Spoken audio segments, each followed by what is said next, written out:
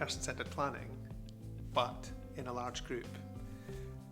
So in a big plan, what we would do would be to invite anything from 6 to 10 people to come together with their friends and families and the people they wanted in their team or their circle.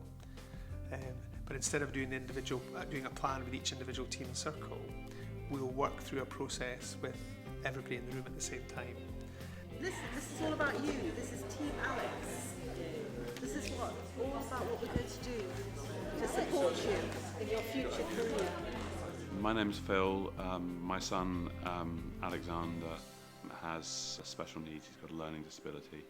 I was a bit sceptical about it at the beginning. I thought, it's quite a big time commitment. It's kind of 3 Saturdays, so it's quite a lot of time, but we wouldn't have missed it for anything. The team who leads it have been really sort of friendly and enthusiastic and charismatic, and we just also met some really nice people, and hopefully built real friendships that will serve us and Alex well in the future. The most important thing is Alex's happiness and what his dreams are, and what's the best way of ensuring that he has a happy and fulfilling life. The big plan question is, what would it take for this man or woman to have an interesting, fulfilling life where they get to meet people who become their friends and make their contribution to the community? And we sort of say to people it's a deceptively simple question, but actually it contains a whole lot of kind of really big ideas, such as what the heck does fulfilling mean, and how contribution, what's that, and how does that work? What do we mean by community? So we explore with the group that question, but because it is actually quite a big question, we say to people, it's a bit like eating an elephant. You have to do it a bite at a time. So we break the big question, if you like, down into different bite-sized chunks, and we work through it step by step with the families. The big plan was developed by myself and the folk at Edge, and I did it originally with my friend Heather Simmons, who now works in Australia, and we based it on work that had been done in North America by people such as Beth Mount and Connie Lyle O'Brien in New York City, but have developed, I think, a uniquely kind of Scottish approach to it. We found it one of the most rewarding ways to work with people, primarily developed to work with young people in transition from high school, and we've done a lot of work with young people in this way. But we've realised we've been doing this since 2005, that actually the big plan can work for any group of people who want to make a change. So we've worked with older people, we've worked with people who have different labels than disability labels, and it's just a wonderfully adaptable human tool that people seem to really like. It doesn't matter how old or how young you are, if you have a learning disability or not. The most important thing is your dream. Don't let anybody taboo it. Don't let anybody laugh at it. And I hope people never forget their dreams and keep talking about them and keep pestering people about them.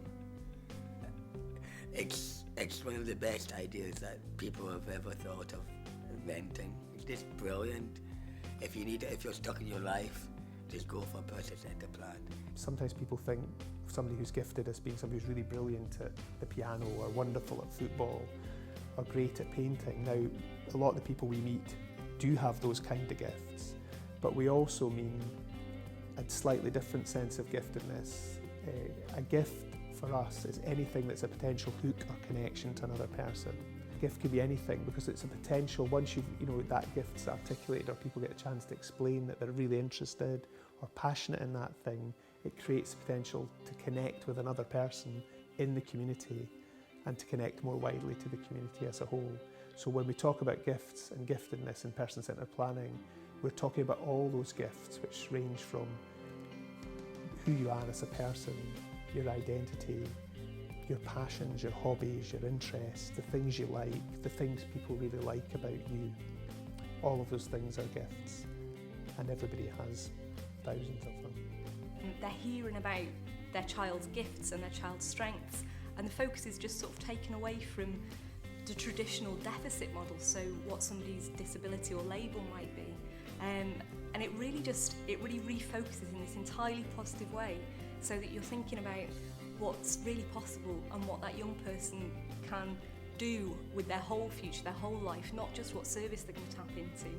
Particularly when you're talking about transition and leaving school, I think so often the voice that's heard in that process is the family member's voice, it's the social worker's voice, it's all the people around the person, but actually the big plan process sort of refocuses it and makes people sit and listen and take account of what that person wants for their life, and that's really at the centre of everything. You've had family members saying that they felt like they were getting to know their daughter for the first time properly. Right, what's this one down here? What's this one say? We use a microphone, and the microphone is the most incredible tool in the big plan. It's almost like a metaphor for the process. The microphone is the thing. When you have the microphone, it's your turn to talk. And not only is it your turn to talk, but we'll amplify your voice and everybody will listen really, really carefully with all their heart to what you're saying. It's helping me to help me to find a job basically. And the one I really want to do is hairdresser. I went to college just to learn to cut people's hair, keep me wash it and everything. And when I do that, basically I want to open up my own business and then work from there basically. I just wanted to say, just to kind of wind up today, thank you so much for sharing your dreams with us, because it's a huge thing that we ask. It's partly why, as well as we hope it's helpful, it's partly why we share some of our own stuff, because it's a big ask to say, lay your dreams before us. And we really appreciate how willingly you've all done that.